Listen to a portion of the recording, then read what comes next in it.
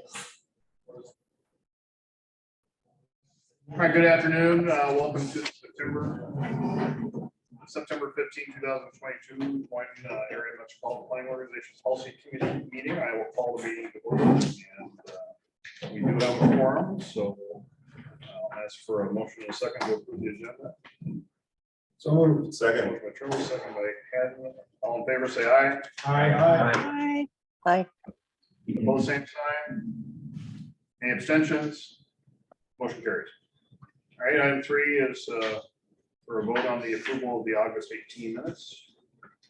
Move approval. By Ross or Carl. All in favor, say aye. Aye. Any opposed, same sign. Any abstentions? Motion carries. All right, item 4 is a consent and vote on the approval of the financial statement. Todd?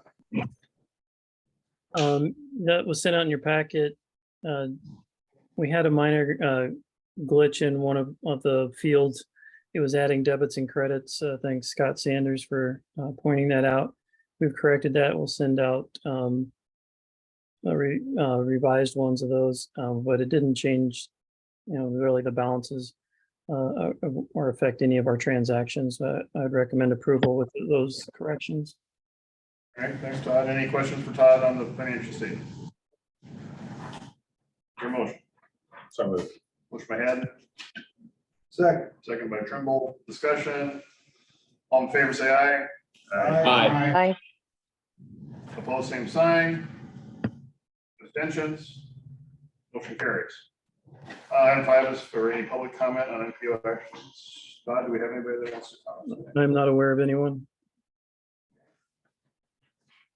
Item 6, report and vote on the Water Trails Build Grant Sub-Agreement amendments. Todd?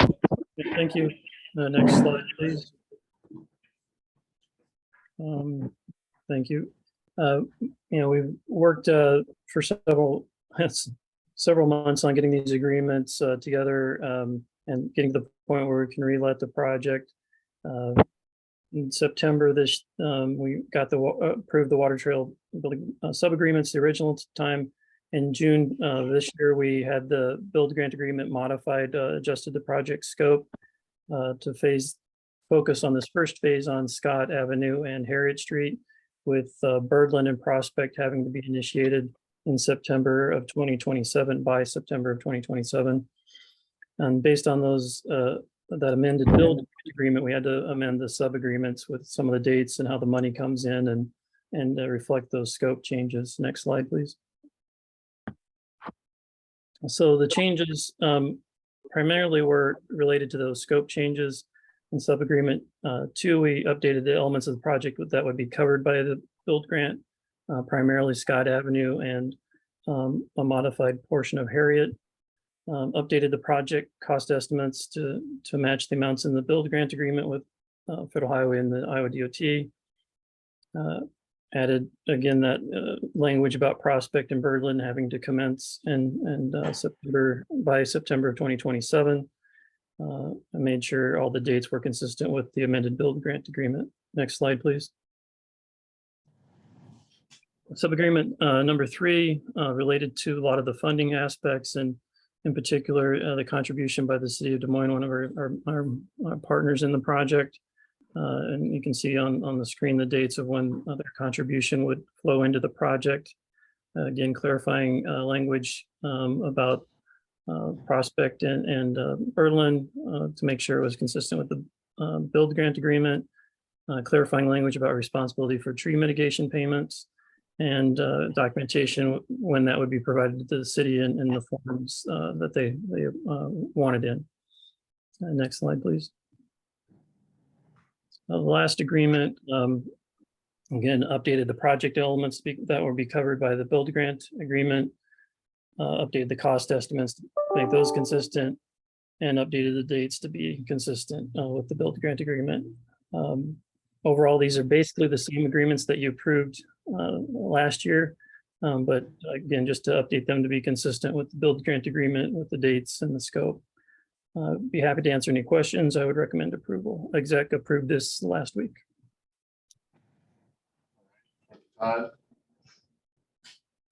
Questions for Todd?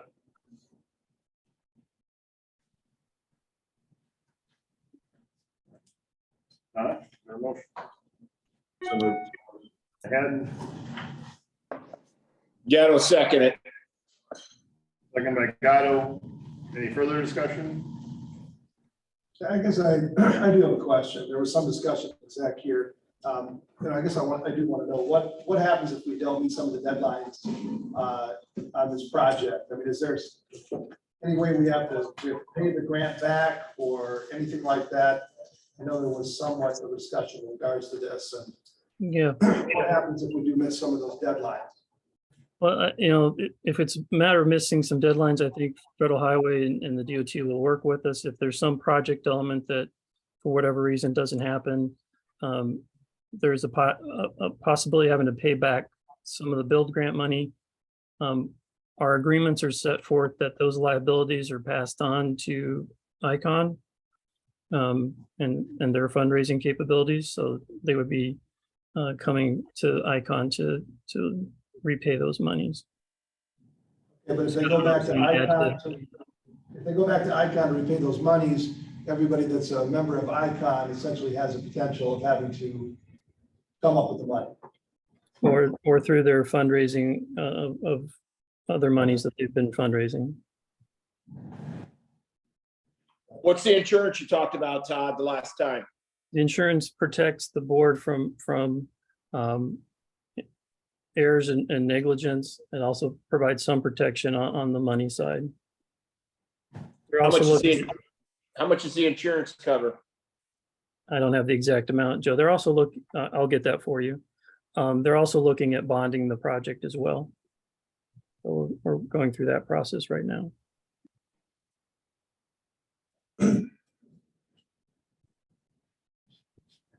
I don't believe bonding is going to cover Birdland and Prospect, does it? That's not where the work is guaranteed at. It doesn't, no, but the build grant is for primarily being almost exclusively being spent on Scott and Harriet. Okay, but Todd, we went through this at the exec. And I'm glad Mayor Trimble brought it up.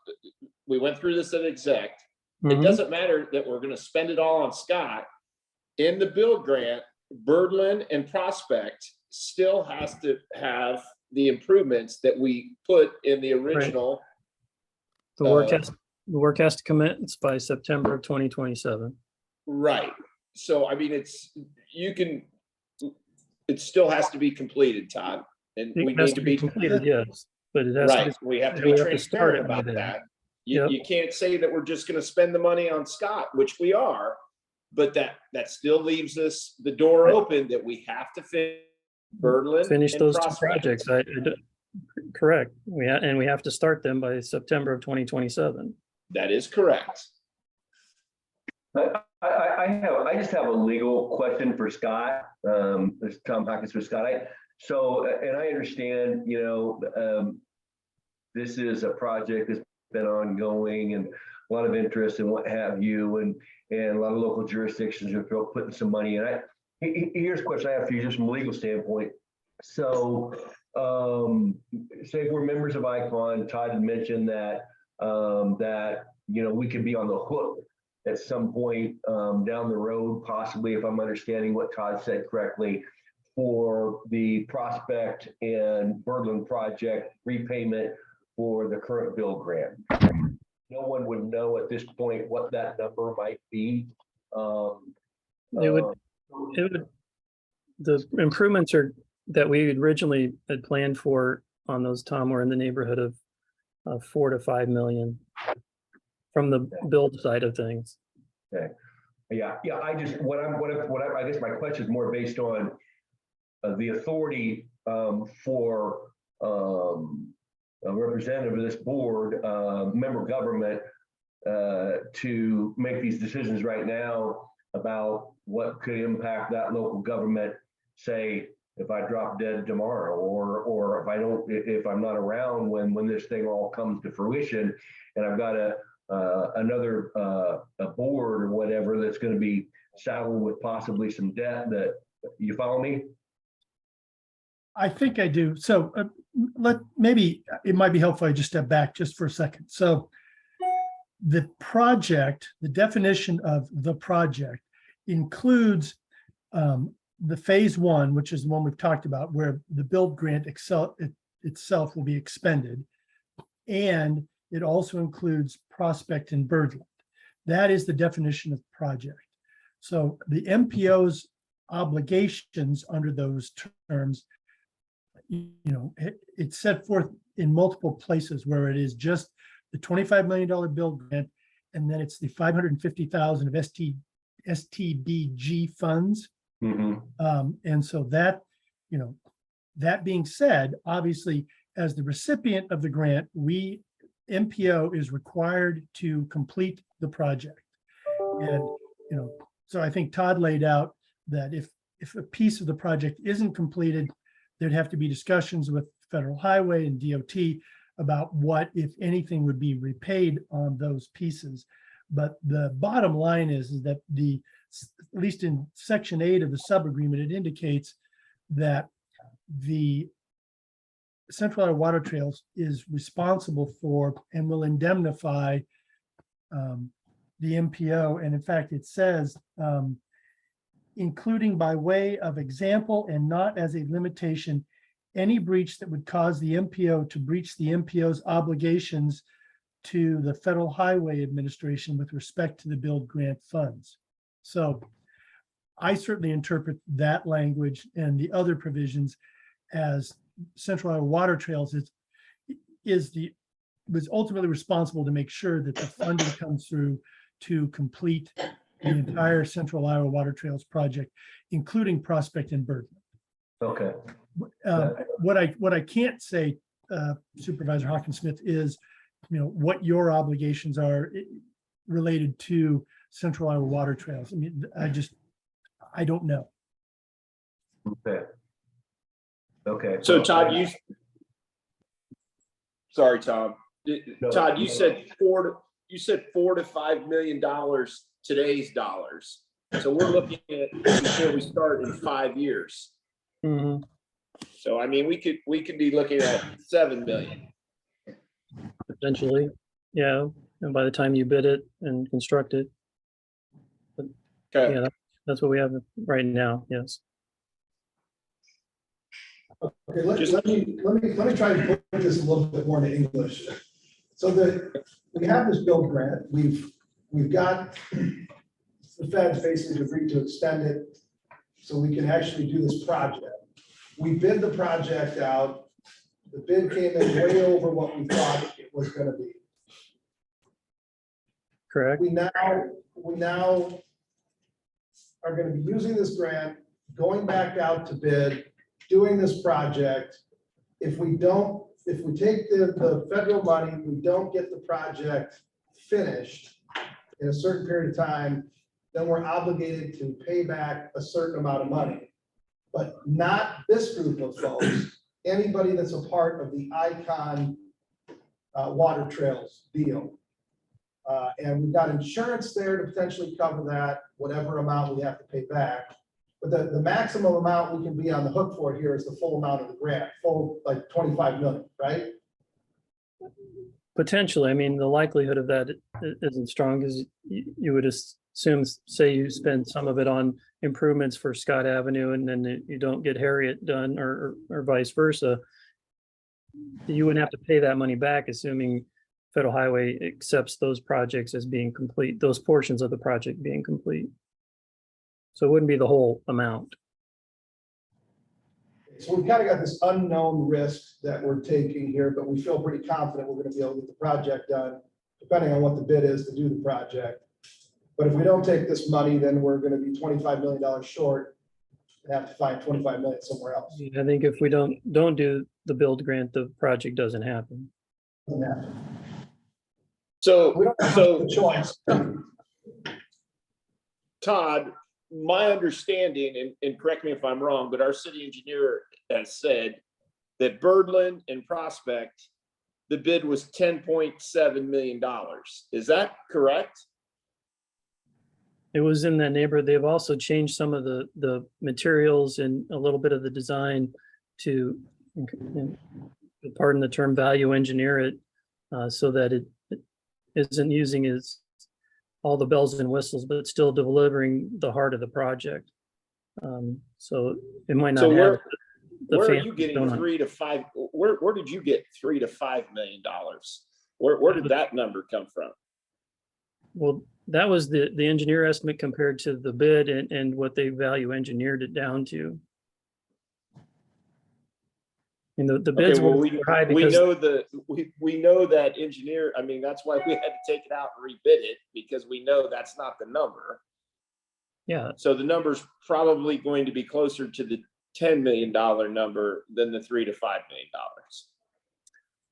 So well, the $3 to $5 everyone million needs to have their number. eyes open as we enter into this agreement. And I second the motion because I understand it, but I just want to make sure everyone understands it. I mean, the original And you need to engineer be estimate, you need to be transparent about it and be realistic about the numbers that we're talking about. yeah, and the original engineer's estimate was lower than that $5 million number. And they were, I mean, it was way, that portion was way off. And so we went back through and got quantities changed and the materials changed, some of the design elements modified, took out some of the bells and whistles. So that's why we're around that 5 million number. Yeah, Mr. Chairman, if I could just for 1 second, and if I could speak for just 1 second, Bob, just want to share philosophically, and I know a lot of you don't want to hear this, and it's too late now. The horse is out of the corral on this one a long time ago. If I would have served on the MPO, I would have never supported the MPO being the lead agency on this project. And that's not being critical of Todd or any staff. I think they've done as well as they could. What we've got now is it was wind up in a box based on these construction costs that are blowing completely through the roof everywhere we look around the country. And here we are now as an organization scrambling, trying to figure out, what now? But what do we do now? And who's going to be responsible for this funding long term? And I'm completely struggling with it. And please, no one takes this, that no one's offended by it. But that's not what Star Bailiwick should have ever been. We're a transportation infrastructure organization, should be anyway. And that's not what we should be doing. But we agreed. And a lot of you don't agree with me. That's why we're here. Thank you, Tom. Appreciate it. All right, we do have a motion and a second on the floor. Is there any further discussion? All right, I'll call for the vote then. All in favor, say aye, please. Aye. Aye. Opposed, same sign. Aye. Tom, is that you? Yeah. Okay, thank you. Any abstentions? Mr. Chairman, Ankeny will abstain. Okay, thank you, Mark. Mr. Motion carried. Chairman, Pleasant Hill will abstain. All right, thank you. So I think we still, that still passes. Still pass. Yeah, I appreciate all the comment, and it's good comment and discussion to have, and we do need to be, as Joe says, we do need to be transparent on this, and it's not without risk, but I think in light of where we are, I think we've managed the risk as best we can, as we've summarized both exactly. Mr. Chair, can you just clarify who the no vote was, please? It was Tom Hawkinsmith. All right, thank you. Okay, thank you. Happy birthday, Joe. Hey, thanks. Birthday, Joe. Appreciate it. All right, item 7 is a recorded vote on the federal fiscal year 24 Iowa Clean Air Attainment Program application. Zach? Yes, thank you. Last month, we presented to you the applications that were submitted for ICAP funding for this next cycle. The 5 applications that were submitted are included on your screen there. We went through these last month. I'd be happy to take any questions you have about them. Otherwise, this is before you for a vote today, and we will be forwarding on the resolutions to the project sponsors following today's meeting, so they can include those in their applications that are due to Iowa DOT prior to October 1st. So if you have any questions about the process moving forward or the applications, I'd be happy to take them.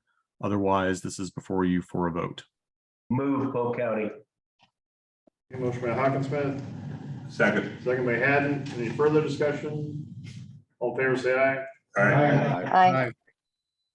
Opposed, same sign. Abstentions. Motion carries. All right, thank you. Item A is a report on the model ordinance regarding bicycles and personal transportation devices. Ashley? Thank you. And for those of you who have listened to me give this presentation about 3 times now, bear with me. Next slide, please. The central, oh, I have.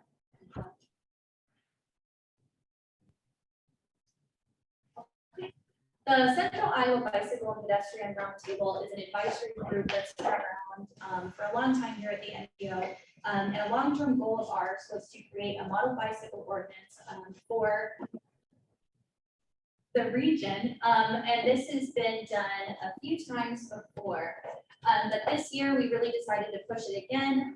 And the final draft of the ordinance report and the supplemental materials were completed with the Bike Head Roundtable's help, but also a special help from Mindy Moore, who's a senior transportation planner at HDR, who I believe is on the call to help answer any questions you might have, and also Jeff Wiggins with the City of Des Moines Engineering Department.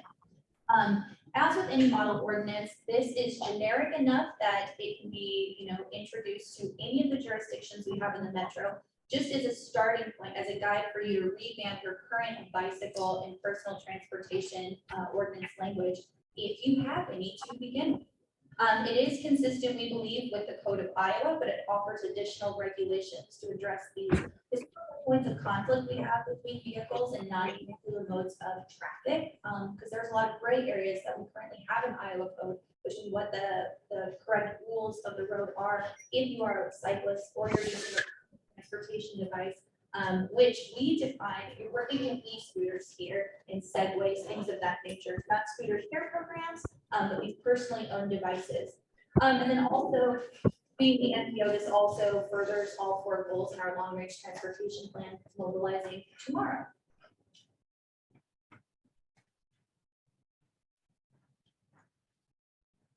Okay, so why a model ordinance? We, again, wanted to use this document to accomplish multiple things. And so we wanted to regulate the operation of these different modes of transportation. We wanted to educate users as well as vehicular drivers of what those rules are. And then also, this is an opportunity to coordinate the region on something. And it's a solution to transportation improvements and safety that doesn't require construction time or funding. Just take some conversation with your cities. And why now? Again, long-term Bike Head Roundtable goal. We also have our active transportation update coming up this spring. And then also with our Safe Streets and Roads for All application, we are hoping that this will tie in for the future of safety in our region. And then also we linked bicycles and personal transportation devices in the same ordinance to kind of push our local leaders to think about devices as something that we need to address rather than ignore. And a couple of jurisdictions have reached out to us specifically about how they should address these vehicle types, these non-vehicular modes of transportation in their areas. And then also we do have a multimodal transportation system, so we can better coordinate how all these modes work together. That's great. So the timeline on this, again, we started this conversation back in November, and then throughout the winter and springtime, we drafted the ordinance with a couple of special meetings, and then also bringing it up at each Bike Head Roundtable monthly meeting. In May and June, we finally got our draft ready to go, and it was sent out to all the police departments in our metro area, and then it was also thoroughly reviewed by the City of Des Moines. And then also in July, it was reviewed from a liability standpoint, as I understand now, from NPO's legal counsel. And then in August, it was officially approved by the Bike Head Roundtable to bring to the NPO boards, which is what we've been doing here in September. So it's been discussed at the technical and executive committee meetings so far. And then I also presented it to the Metro Advisory Council earlier this month. And I was asked last week to provide notes from that conversation, which you should have received in your agendas. And basically four questions came out of that, which I'll get to once as I start talking about the actual ordinance. So again, the chapters that we address here are by no means exhaustive, but what we're trying to accomplish with this ordinance is again, reaching those points of conflict that current ordinances have not addressed very well or don't address at all.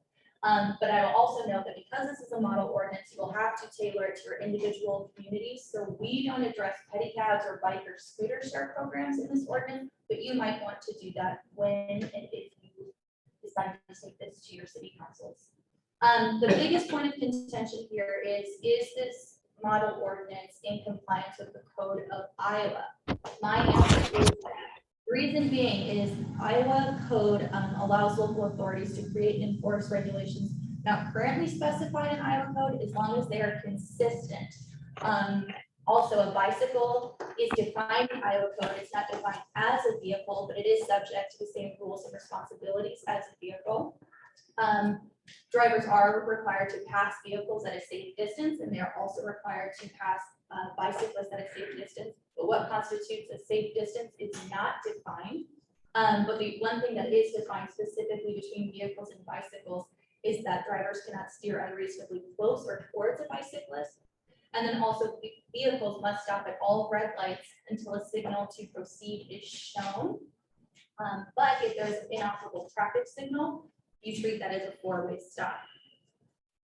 So the primary components of this ordinance that aren't currently addressed in many of our Metro's ordinances are these. I believe there's 12 here, but I'm not going to focus on all of them. I'm going to focus on the highlighted 3 for sake of time, which also seem to be the provisions that have gotten the most comments during our review.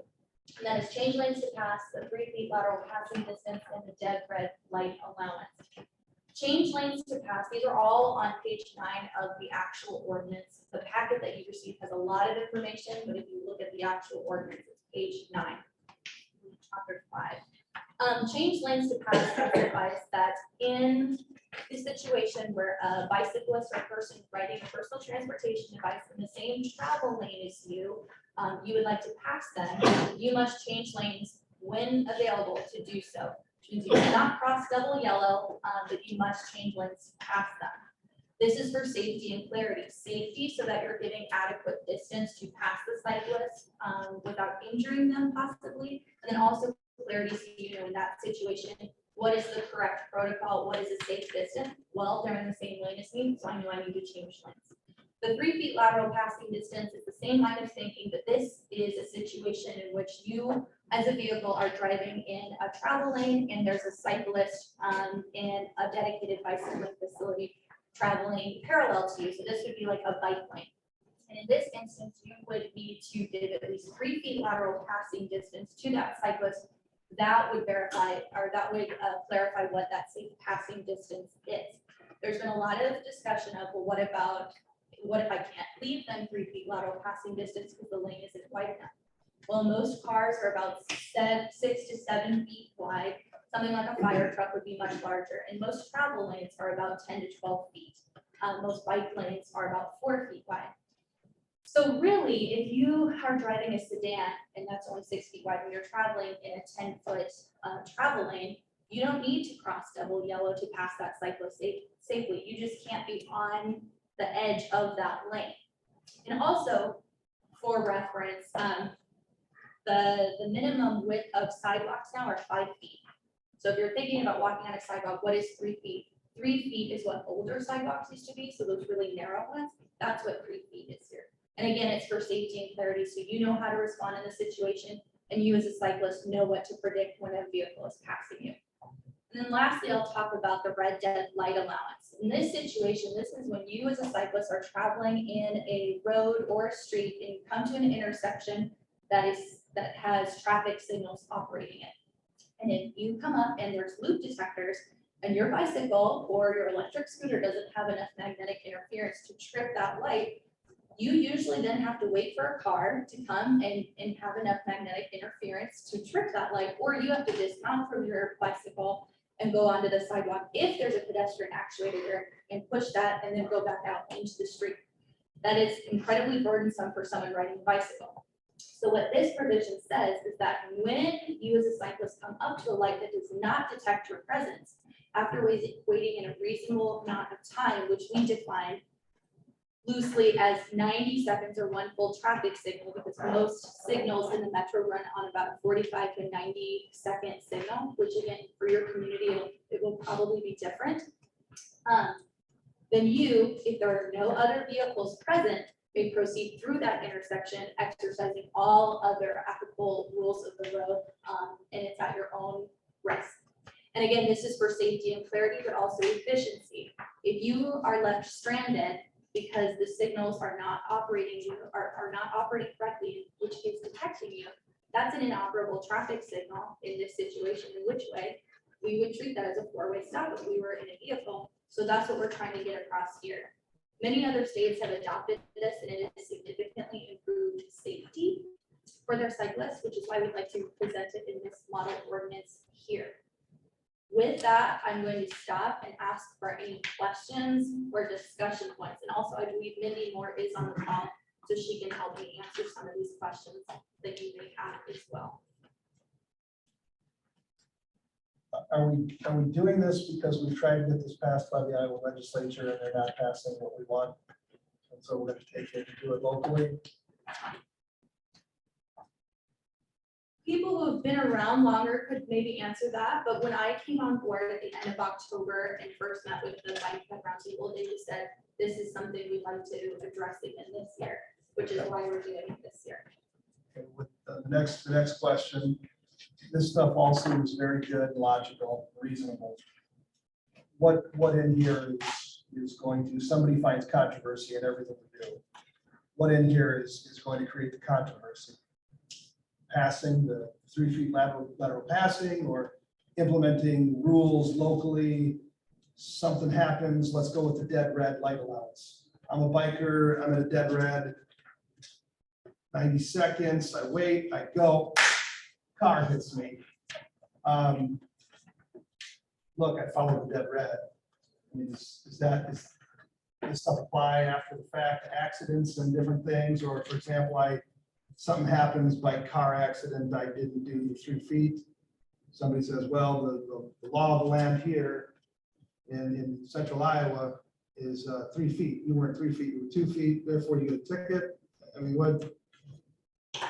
I think that again, the idea behind an ordinance is so that law enforcement know what the rules are, so there's not as much of a gray area there when accidents do occur that they then have to investigate.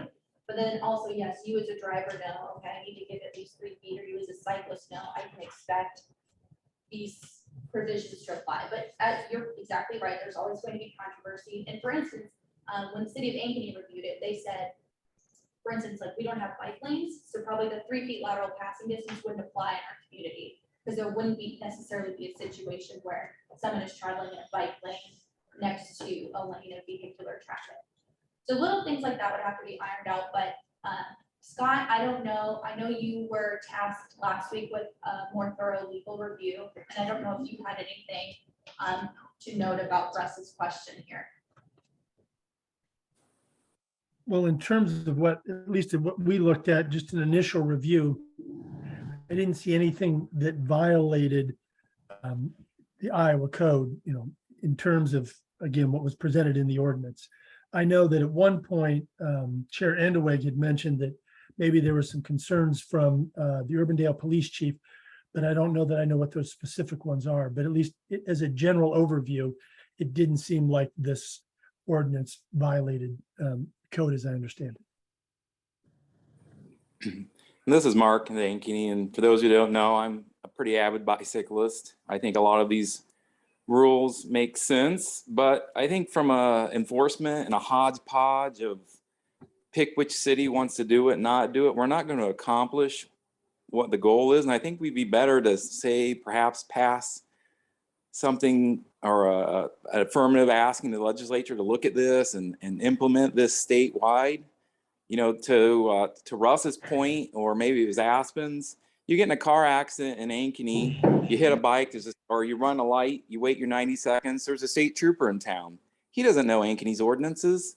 He writes a ticket. You got to go to court to argue it. I think it's just having different communities have different laws throughout the state's never a good thing. Ankeny, we have a tremendous amount of people that come from outside the region, the bike our high trestle trail and other things. And I think this is all good, but I think we ought to put our efforts behind trying to get the legislature to make this a statewide to give cyclists the ultimate safety. So the public, the entire public in the state of Iowa knows what the rules are, not what the rule is in Slater versus what's the rule in West Des Moines versus what's the rule in Clive. So. Thank you, Mark. Carl, do you have some comments? Yeah, just a few comments. I was in on when this originally came about. So actually, Ruth Randleman took a lead several years ago. I can't remember when, but to have a model trail ordinance. And because of that, generally throughout the metro area, I think with the exception of Grimes, everyone adopted the same code. So that was the goal with this. Some Eastern Iowa communities have started this, and they use the Iowa Bicycle Coalition's model bike ordinance. I know that Aspen, I don't know what the outcome was, but you asked the municipalities whether they had inductive loops or not in their cities, and what, roughly half do not have inductive loops. So like, that's not gonna apply. And I just noticed that one of the clean air grants was to get rid of some of the inductive loops in West Des Moines. So I think that to Rush's question, what are the controversial things? What was removed from the original effort a couple of years ago was something called the Idaho Stop. And we removed that because it was too dang controversial here. And that's briefly, that is bicyclists could treat a stop sign as a yield sign if there was no other traffic. So that is out of this. That wouldn't make anyone very happy. A lot of angst from the decision makers. So regarding the dead red, when you're a vulnerable user, you're not really going to go out into an intersection if you are in dead red, if there's a vehicle coming the other direction. That's just, that doesn't make any sense. Barely Russ would. You never know, I'm not a good biker. 90 seconds is up, I'm going. I'm gone. Yeah. Well, anyway, so It was just people in Des an Moines, example. That, yeah, but for people in Des Moines who commute on like Kingman, they know where the dead red signals are, and they're just gonna wait until it's safe and then go across. So yeah, there may be fewer tweaks to this than there was on the trail ordinance, but I thought that model ordinance for the metro fared very well. I hope this will too. So, Scott alluded to, what I brought up at the exec committee was, I did sit down with the Parks and Rec director. I did have some concerns. And I'm a lot like Mayor Holm, I'm a biker. I want to be safe too. I want to have a good ordinance. I want to have some strong safety provisions, but I also don't want to run afoul of what may be in the state code. And the state code is pretty clear that local governments don't have home rule power in this instance. Shocking. Sorry, trail comment, but we have no home rule. We have to be consistent with state law, and our chief, with all due respect to what Aspen's comments are, I think there are some provisions in here that probably do run contrary to what state law is. And Scott, I can get some more information from what my chief's opinion was on this. Please. But again, today is just a report only on this. We're not going to take a vote on this month. We will look at it. I'd like to have Scott finish his review on this, and we'll bring it up at the executive committee next month. And whether or not we vote on that executive committee and ultimately vote on the policy committee next month is still to be determined. So, if we're going to do this, I want to do this right. I don't want to get in a situation where we've passed something and we get some pushback from the legislature as a result of what we've done here, is they think it's contrary to the state law, so. Mr. Chair, anytime you say we're gonna depend on Iowa legislature for cities, especially the Des Moines metro area, great concern, my hair is sticking up. on Well- that. Do you think they're really gonna be cooperative? They may come in and say, hey, you got too many trails. What's up with you guys? I mean, it's dangerous territory to go there. To go contrary to it, yes. I mean, if you know, it's dangerous that say, hey, will you guys take care of us for this? We'd like you to give us this. I think we should be in compliance with state code. There's no doubt about it. Yeah. But I don't know, it's- Well, there are parts of the state code that it's unclear. Imagine that in state law. So. I don't know, In any event, we are gonna be, again, today is a report only, and to get your initial comments. Asking you anything further, do you want to present on this? Just the last thing I'll talk about is what happens next. So again, we're gonna complete this legal review, just to make sure, not only from a liability standpoint, but from the actual language in the ordinance, is this in fact consistent with state code, or not? Are we as close as we can get, and then go from there? And we'll incorporate any additional feedback we receive, throughout this next month, and then bring it back to you in October, most likely, for a vote. And again, all this vote would be approving whether this happens in October or November, whenever we're ready after this legal review, is just the MPO approving. These are really good provisions for our cities to look at. It doesn't enact it, it just says, we believe that these are really important things that could really improve safety and the efficiency of our transportation network. Local jurisdictions, you should take a look at this. And so then also with that, then we'll bring the model ordinance to our local jurisdictions for additional consideration and hopefully adoption by their city councils. But then to Russ's point, what about the educational campaign that comes after that? I've been a cyclist for X number of years here in Iowa, and now the rules. We need to do something to share that with the community. So I also want you to know that the MPO will be developing things that go along with this as well, so that we don't just, hooray, we did the ordinance and now you're on your own, but we will work with you to develop some sort of educational campaign with the police department, as well as Parks and Rec, city administration, whatever, whoever wants to be involved. So that way we don't set up additional points of conflict here, because some people know the rules have changed, some people don't. With that, are there any- Yes, Chair, if I may, just a brief reflection on that initial model ordinance that Carl referred to.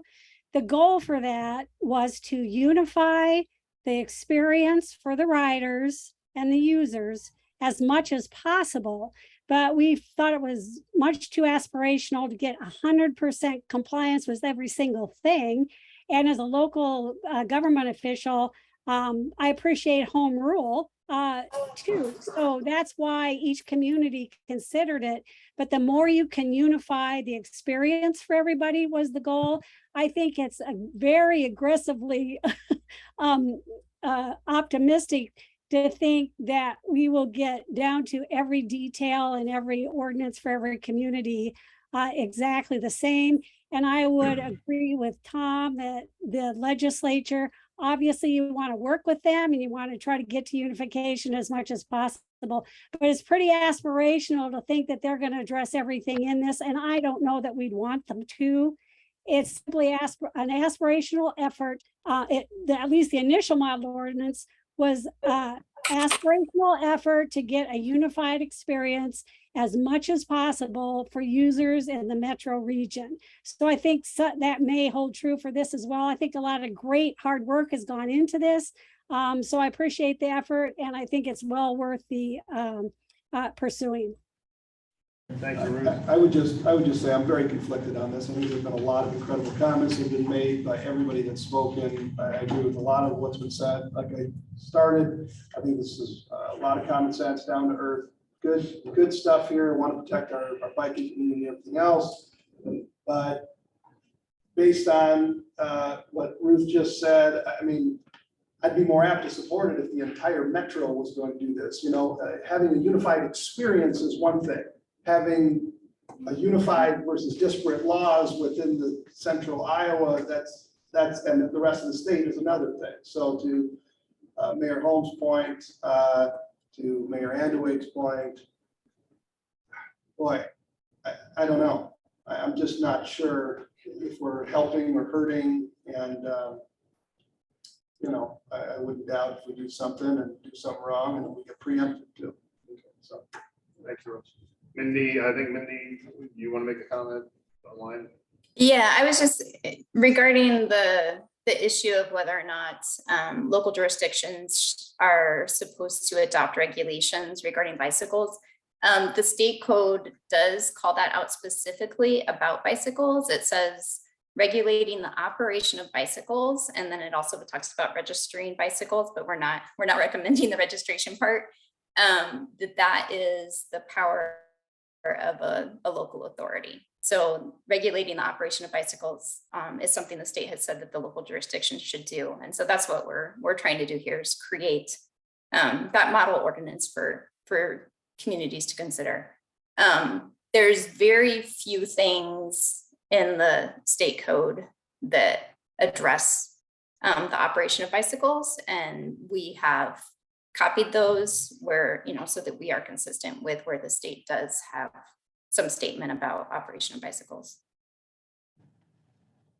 but if somebody does something in Ankeny and they don't get a ticket for it, they do something, the same thing in Des Moines, and they get a ticket for it.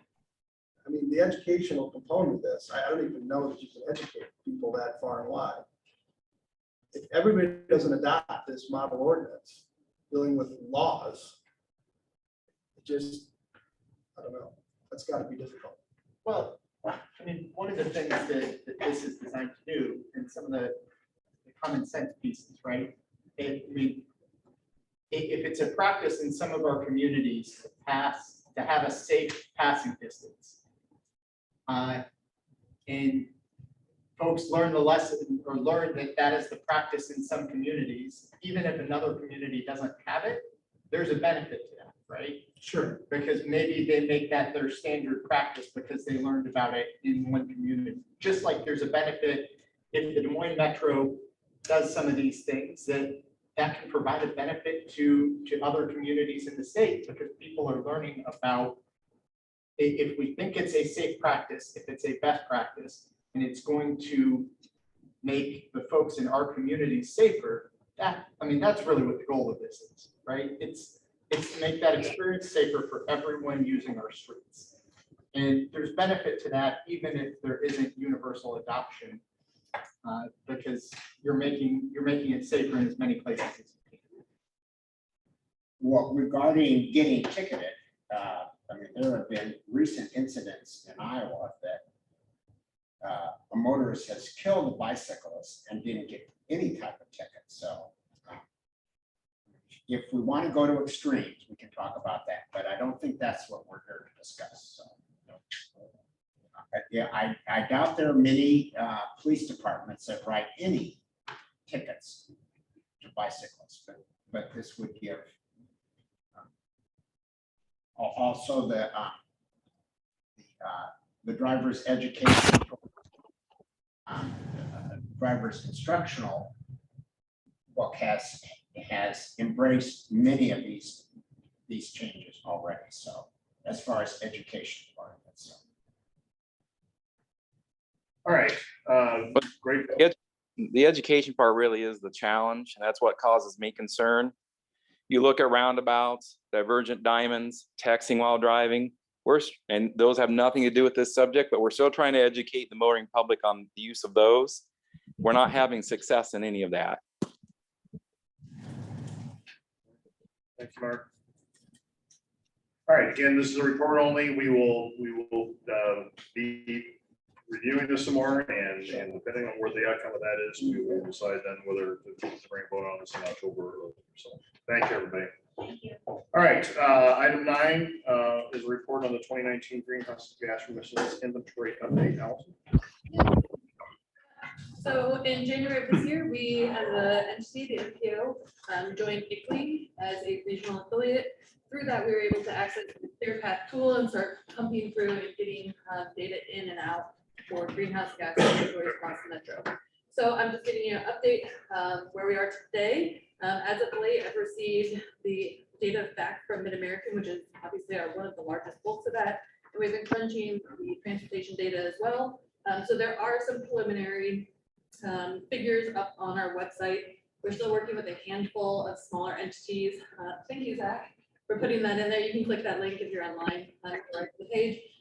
But we are still working with a couple of the smaller agencies, just received Metro Waste data last week. And then we are working with Des Moines Waterworks, especially with them as we're trying to figure out how their regionalization will mix into the next round of this audit. So what's on the website right now are our community greenhouse gas emissions inventories in draft form. And then I will be uploading the transportation ones that we're discussing today. And what's coming next is obviously flushing those out more. So each of your communities will receive a formal report with that. And then we'll be talking with you about how you want this to be engaged with your communities going forward as well. So we use a lot of story maps in our office, and maybe that's something we create for something like this. My ETA on the final pieces is before Christmas of this year. I will be delivering these and reporting out again to you all about this. Just to go over a couple things real quick. So there's a whole website. Each of your cities are up there. I've been trying to put up at the top what date I've updated it at, so you can see how things are evolving. And then within each of these, I'll be adding more context and things like this, but we wanted to get them up there so people can start having a look at them. Oh, sorry. So like Zach put in the chat, MPO.org, GHGs is where all of that is held at, and I'll continue to update you on that. So one thing that I wanted to come back to, because I keep getting asked this question, what is a metric ton of carbon dioxide? So I included this in the slide just for a little bit of a context. So 1 metric ton of carbon dioxide would fill a sphere 32 feet in diameter. So pretty large. So then when we get into these next slides, this will give you a little bit more of the context for this. So the next agenda item is talking about a proposed performance measure that MPOs might have to start reporting out on, and that is exactly what's in front of you right now. Transportation inventory based on gasoline for 2011 to 2021 with the total CO2 emissions. I do have this broken out by city as well, but for the context of today, we're going to keep it at this higher level. So you can see this is gasoline vehicles. So the single passenger, the Amazon trucks and things like that that are out on the road. The 2015 drop off, we still haven't identified exactly what that is, but we all know what 2020 was. And so you can see, you know, there's a little bit of a roughness, but we really kind of are still on that kind of upward trajectory path. I do have the 2021 data for this. We just don't know our emissions factor, which helps kind of define what these final numbers will be. When I get that from the federal government and entities like that, I will crunch those and add it in as well. The next piece, diesel emits differently than gasoline, so we do that calculation separately. Again, you can see in 2020, it really didn't drop off much because Amazon was in every neighborhood every day. But really, we're on the upward slide here of our diesel emissions throughout the metro. Again, metro-wide, we do have community data on this as well, that can be broken down. And we are exploring the option of breaking it down by corridor as well. If we start thinking about some of these bipartisan infrastructure bill programs and things like that, that's something that we hope we can do as well. So then when you total it all together, really we're up on that upward swing, 2021. You know, eventually that will kind of be our random outlier there. But on average, you know, we're sitting up in the 1.6 million metric tons from just our on-road emissions. This does not have rail. This does not have DART. DART is a very minuscule piece. It can be added in here, but just for the DMT data, we want to keep it consistent across there. And it does not have our airport either. But other than that, if you drove on the road, your car is on here, if your Amazon package came, it's also on here. And so we wanted to bring this to you, one, for an update on this project, and then two, to help you inform you on the next agenda item, which is actually reporting out and potential goal setting requirements in the future. So with that, I will take any questions, and then you'll hear from me again later on as it gets colder out. All right. Thank you, Allison. Any questions for Allison on this?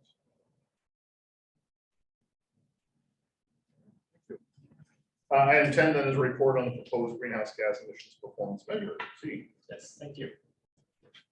So in July, about 2 months ago, the US DOT Federal Highway Administration released a notice of proposed rulemaking for a national greenhouse gas performance measures for all state DOTs and MPOs. This proposed greenhouse gas measure seeks declining carbon dioxide CO2 measures on interstates and other national highway system roads. And the reference here for this will be 2021. And so what this performance measure seeks to do is set declining emission targets on these roadways in order to align with national goals of reducing CO2 emissions, greenhouse gas emissions by 50% by 2030, and also achieve net zero by 2050. As for other national performance measures, MPOs can either support the state DOTs in the statewide declining 4-year targets or establish their own regional targets also on a 4-year period. And as for other national performance measures, there are no penalties for MPOs for not meeting those targets or making any significant progress towards those targets. Very briefly, the performance measure in general will be a percentage reduction from the reporting year to the base year of 2021. And very briefly, how that CO2 emission is calculated is that you take all the fuel consumed over any geography such as the state, you multiply that by emission factor to convert from gasoline into emissions, and then you also multiply that by the proportion of vehicle miles traveled on the interstate and national highway system over the entire road network within the geography. The Iowa DOT is currently working with AASHTO to review and submit any comments that they might have on this performance measure. They ask and encourage MPOs to do the same as well. The comment period for this performance measure is October 13th. If you have any comments or questions for this performance measure, I'll be happy to take them. Steve, any questions? Thanks, Steve. Item 11, then report on the Purple Park Highway. Thank you. Next slide, please. You've seen this slide or a version of it a few times before, but kind of updated it. We've been working on the Purple Heart Highway conversion to interstate for a number of years. We did do some work last couple of years. Last summer, we started taking a look at that again and worked with the DOT to start refreshing the action plan and got that finalized fall of this year. We'll finalize that. They've talked to a lot of stakeholders, had some meetings with different groups across the metro, some of the ag groups, some of the user groups, met with all the communities along the corridor, and just what the issues were for them that they really wanted us to be aware of. Again, it boils down to two things, primarily the weight exemption and the speed limit along the corridor. When you change it to an interstate, the minimum speed becomes an issue. So this fall and into next year, we'll start working with our partners in the partnership and the congressional delegations and the state legislature to work on those exemptions, the state one being the speed limit, the federal one being the weight issue. Something we'll start working towards this fall, and you received in your packet the scope of services from HNTB. They did the initial study, need to refresh that study and do a little bit more analysis as part of the documentation Federal Highway requires. That scope would cover those things that Federal Highway and DOT would like to see in that analysis. We look to doing that later this fall and into the spring of next year. And then that document would be part of the package that would be given to Federal Highway ultimately for the DOT for the redesignation part of the process. And then assuming that all works through spring of next year, fall of next year, we could work with the DOT to submit that redesignation process to Federal Highway, while working with our congressional and state legislatures on those exemptions. Next slide. Is there a next slide? Sorry. Yeah. Covered a lot of that. Again, we're working with the partnership on strategy and overall implementation. Scheduled to meet later this month with the DOT on these next steps. Mayor Andwig and Vice Chair Reba will be at those meetings along with the partnership staff and MPO staff to talk about these next steps and how we approach these studies, as well as approaching the exemptions we're looking at. We'll also have additional meetings along with the corridor communities, ag stakeholders, and economic development practitioners, and looking how we can work all those together to provide a kind of a win-win situation for everyone along the corridor. Next slide. As I mentioned, HNTB did the initial study. They redid the scope back in 2021. We asked them to freshen it up again this year, and then shared that with the DOT to make sure we were covering everything that they needed in that study, along with Federal Highway. Didn't have any additional items to that scope. And the fee for that is roughly $200,000. A couple ways we could pay that. We do have a reserve fund that we've built up over the past several years that could pay for this. We could share the cost with communities along the corridor. We've used that formula before based on population and frontage along the corridor, or a combination of reserves and local dollars. Staff has made the recommendation of using the MPO reserves. Now, this is a discussion item only. This month, we would be bringing this back next month, pending conversation to be a voting item for October. Be happy to answer any questions. Thank you, Todd. Any questions for Todd on this? I got a quick one, Bob. Mr. Chairman, I have that. So. Yep, go ahead. Yeah, so from a budget standpoint, we're sitting on $206,000, or we got available $206,000 for this fee. And like any other project, I assume we assume, or we got some type of guarantees this is going to happen?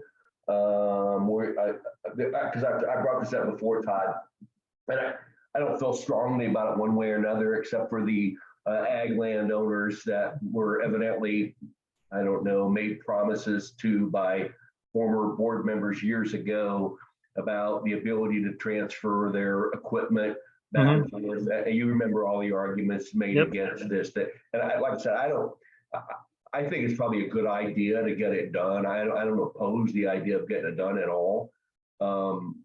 But it just seems like it's been such a futile effort for so many years. I know a lot of these projects take a lot of time, but do you feel confident that we're going to be able to get this done at some point without a significant cost as far as signage, any grade work, or anything like that that would need to be done to make it a reality? Yeah, thanks, Tom.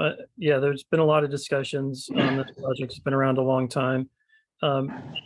The conversations we've had with the congressional staff have been very encouraging from their side on the federal one, which is the weight issue. I think, we've had a lot of discussions with the DOT and the ag community on, if we can maintain their access to this facility, then, a lot of their concerns fall away. And I know they're concerned that, if the federal government gives the weight exemption, they could take it away. But in all the instances where we've looked at this across the country, and there have been a number of them, and over a number of years, the feds, once they give the designation, we cannot find an instance where they've taken it away, or given a weight exemption where they've taken it away. That goes back decades. Yeah, that's helpful. Todd, honestly, just from my standpoint, I drive it a lot. And I think it's dangerous to have the big ag equipment out there because people are driving it like it's an interstate system anyway. If we can get around all those issues, okay, I appreciate it. Thank you. Yep. Thanks, Sean. Yep. All right, anything further on that? All right, we'll move on then. Item 12 is a report on the legislative update, Bill. Yeah, thank you. Just a quick update. Really not a lot's happened since we talked last. The House passed their version of the appropriations bill that would include transportation anyway. The Senate has released their version, but nothing's happened with it just yet. So we'll let you know if we hear more on that. Hopefully once the recesses and everything come to a conclusion, they get back to work, something will happen there. Also wanted to let you know, we're still waiting on a lot of the programs to come out from recent bills. The Inflation Reduction Act was the most recent one. There are a few transportation provisions in there. Once we hear more on what those programs look like and notices of funding opportunities come out, we'll be sure to share that with everybody. On the bipartisan infrastructure bill, which did come out and does have a lot of transportation programs in it, just want to let you know that DOT has released a website that tries to keep track of all those programs. We put a link to it on our website. There's also a link there on the screen. But it looks like this on the website at the US DOT, and they keep it updated. So it's pretty clear of, if you're a community, you can see what's available to cities and counties versus the state versus MPOs. If there's a notice, an open opportunity right now, it'll put that over there in the far right-hand column. So it just kind of keeps track of everything there. So we're trying to keep up on this as well. If we see something that's of interest to communities or something we think is of interest to communities, we'll make sure to share that with everybody going forward. That's all I have. Thanks, Dylan. Questions? All right, item 13 is a report on the upcoming events also. In Gunner's absence, I will tell you where to be this month. We have just finished up the Ice Storm Conference. So the next up is the Iowa Water Conference, end of this month over in Dubuque. Then we have early October, we move into the APA Iowa Chapter Conference down in Ottumwa. And then Growing Sustainable Communities is a great one in Dubuque each October. That's 17th and 18th. I believe that's all for the conferences this time. We also, like Dylan mentioned, there's a lot of these flying bills and programs, things like that have been coming our way. One that came up recently is the carbon reduction program. There's a webinar on that. There was one today, and then there's one on September 21st from 11 to noon. Do realize that it is Eastern, so knocking back an hour here. But you can register for that, and we'll put that in our follow-up notes as well, in case that's of interest to you. I think that's it for upcoming events. Thank you, Allison. Any questions on that?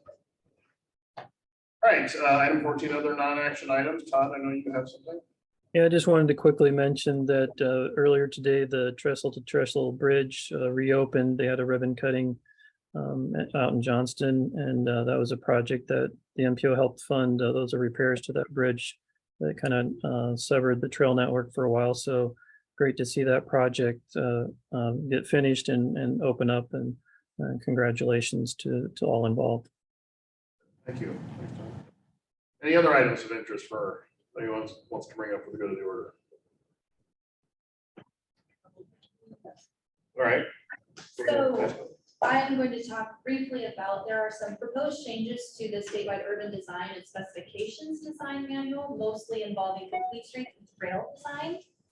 So the Bike Ped Roundtable is sifting through all these proposed changes, which I believe there is a link of what those summaries of changes are in your agenda packets. But we are going to compile additional suggestions as well as celebrations of these proposed changes to share at the next District 1 meeting, which is later in October. And the reason why we are bringing this to your attention is because even though there's a lot of really good stuff in here that's going to improve safety and comfortability of our sidewalk and bicycle facilities, some of these are going to have an impact on project costs.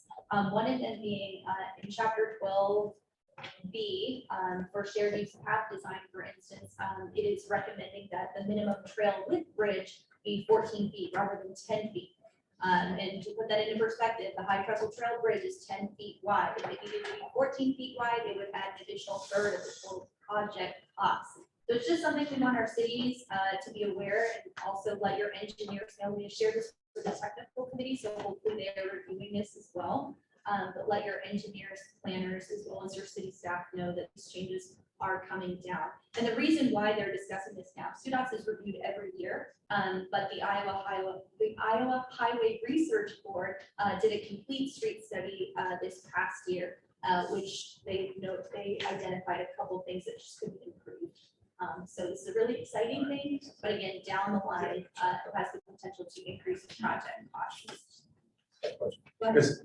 This is, each city doesn't adopt SUDOS across the, or they do? I just believe each city references it, so I believe it's still mostly up to the discretion of who's actually administering the project, as well as the engineer's judgment for specific projects. So cities, different cities have different standards that they follow. They don't necessarily follow this, correct?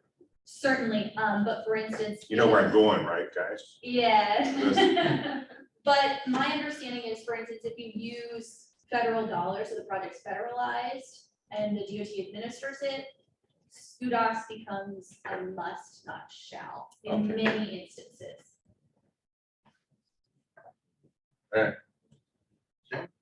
So if you have thoughts on it, please share them with me or your bike head or technical committee representatives. All right, thank you, Ashley. Any other items? Yeah, two for me real quick, and then I'll get out of your way and let you go. So last month we talked about the EV workshop development survey that we sent out to the technical committee and the smart city roundtable for input. We have officially set a date for that, Tuesday, October 4th, here at 1 p.m. We'll spend about 2 hours in the afternoon working with the Electrification Coalition and our Iowa Clean Cities Coalition partners.